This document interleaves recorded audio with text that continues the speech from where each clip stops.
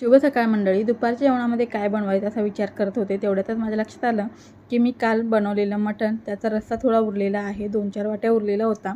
Piece काय Urale नव्हते. मग मी दुकानातून 4 अंडी घेऊन आले. कुकरमध्ये 3 शिट्ट्या करून अंडी चांगली उकळवून घेतली आणि मग नंतर तेलामध्ये लाल तिखट, थोडंसं हळद, मीठ टाकून अंडी चांगली फ्राय करून घेतली आणि त्याच्यामध्ये जो रात्रीचा उरलेला रस्सा होता तो टाकून घेतला आणि एक छान अशी उकळी येऊ दिली. वरून कोथिंबीर टाकली.